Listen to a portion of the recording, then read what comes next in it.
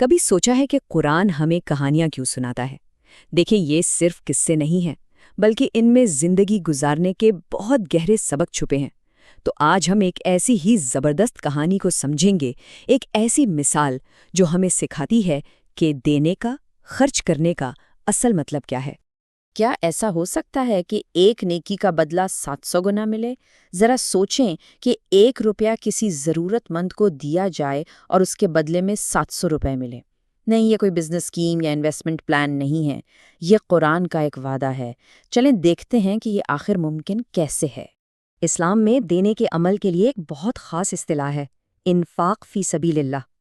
اس کا مطلب صرف پیسہ دینا نہیں ہے، بلکہ اپنا وقت، اپنی صلاحیتیں اور اپنی محبت سب کچھ اللہ کی خوشی کے لیے خرچ کرنا ہے۔ یہ ایک مکمل طرز زندگی ہے۔ تو وہ 700 گنا انعام کیسا لگتا ہے؟ قرآن ہمیں ایک بہت ہی خوبصورت مثال کے ذریعے یہ بات سمجھاتا ہے۔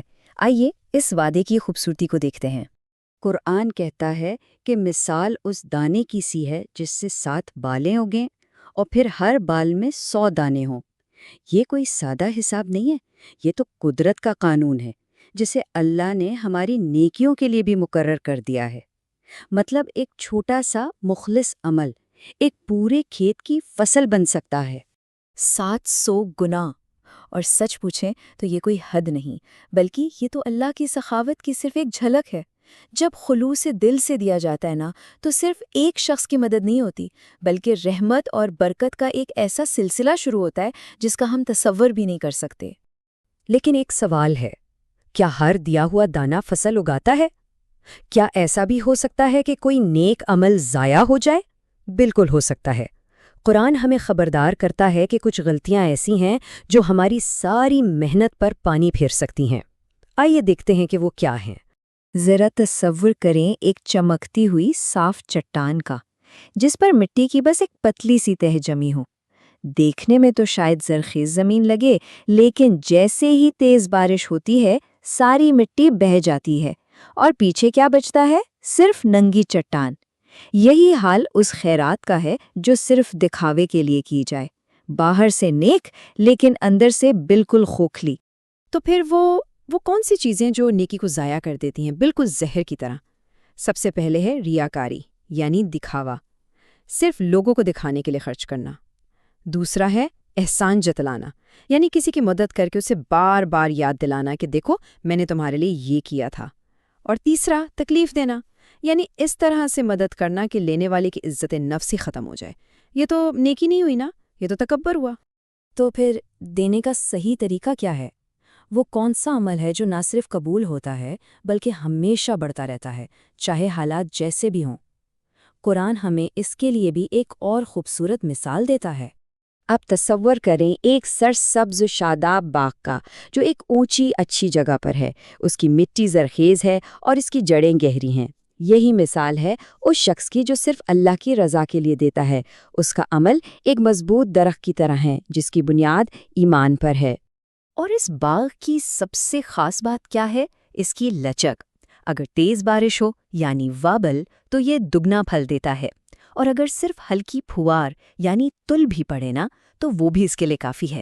بالکل اسی طرح مخلص نیکی ہر حال میں پھلتی پھولتی ہے، چاہے تھوڑا دیا جائے یا زیادہ، اصل چیز نیت ہے۔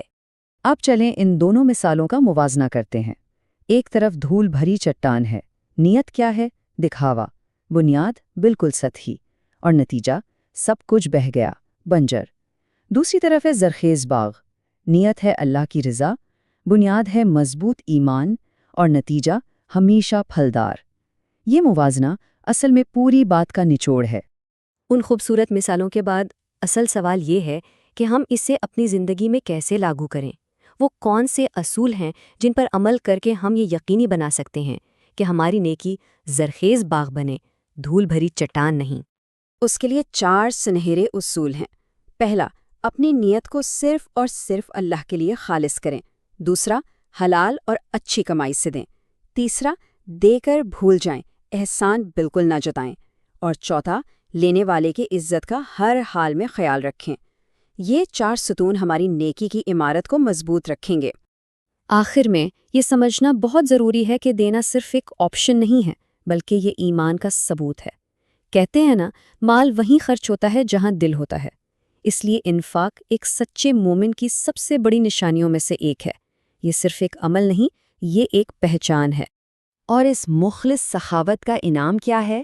یہ صرف آخرت کی جنت نہیں، بلکہ اس دنیا میں بھی ایک بہت بڑا انعام ہے۔ قرآن وعدہ کرتا ہے، ایسے لوگوں پر نہ کوئی خوف ہوگا اور نہ وہ غمگین ہوں گے۔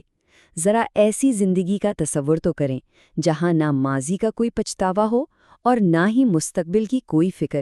یہی تو حقیقی سکون ہے۔